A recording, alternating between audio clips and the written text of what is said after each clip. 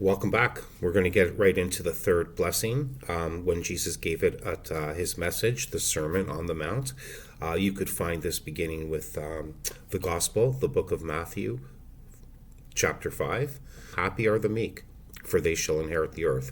So that's a lofty statement, inherit the earth. I mean, right away, I'm like, okay, I can get down with it. I mean, Jesus was very meek in his approach to pretty much every single day of his life, especially the part we got to know when he was walking on the earth, healing people, giving us strong messages of discernment to know better from, it's one thing to, for example, we know not to, if we're in a relationship, to have a extra relationship on the side in secrecy, right? But the truth is that if you're kind of engaged in a liking to someone else while you're in a relationship, and that liking is a little bit enlarged, it's big, you're like, maybe you're just thinking about somebody else, whatever. I don't want to say whatever it may be. I'm not talking about you liking a tree that much, but sometimes when you're really, really into somebody, maybe nothing happens, but it's clear enough that there's a deep interest. No good, because that's the same thing as cheating. Now, there's going to be some legal beagles out there trying to discern on that and get into well, let's be clear. Is it really cheating if you're just thinking about it? But sometimes flirting. What is flirting if you're already in a relationship?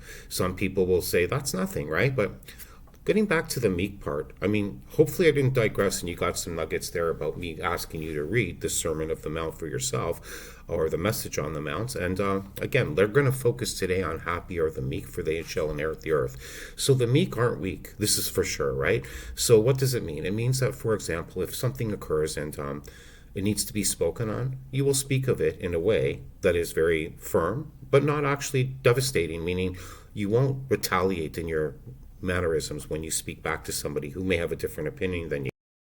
That would just shatter any future communications and probably start to have all sorts of situations where you're in unforgiving places with people you don't want to be necessarily, like, for example, work, right?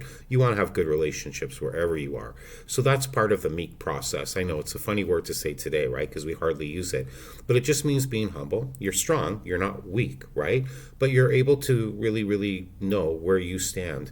And when I say that, that's the key. The meek shall inherit the earth. So with that strength, you're not devastating where you stand today by being retaliatory or getting confrontational with people who maybe they deserve it, but you're still not doing it. You know what I mean? You're sitting back, you're keeping your cool. When situations get chaotic, you're the one ideally should be the cool one in the room to keep things calm. But if there's a fire, everybody run for the door, but still help people get out the door. Don't be part of the problem, maybe. Again, just a light example, but that's what it means to be cool and calm in difficult places. That's meek, not weak. So again, I don't want to really play on words, and I'm overusing the weak and meek thing too much. But I want just to be clear to you today that your strength really is not in your overreactions to anything. Your strength is in your calm composure. Your strength is in observing what's going on, reflecting, and thinking about how you should respond to the circumstance to bring the situation to above level effects, right? Meaning everybody's going to get along, and it's better to forgive, and that's something that the meek can do because they're not overreacting. They're like understanding this is human. We're all humans. We make mistakes. Of course, we're not getting into the degree of the mistake, but just overall, because nonetheless, days are going to keep going on. Your life is going to keep going on, and do you really want a lot of baggage? No, you want just good relationships that keep on prospering where you stand. And where you stand is the earth you inherit. Right now, deny me. You know it. Where you stand is where you live. So be good to all. Be strong. And when I say be strong, not necessarily as an outward force, but be humble, be strength, show that strength inside and composure, and stay calm in all situations if you can.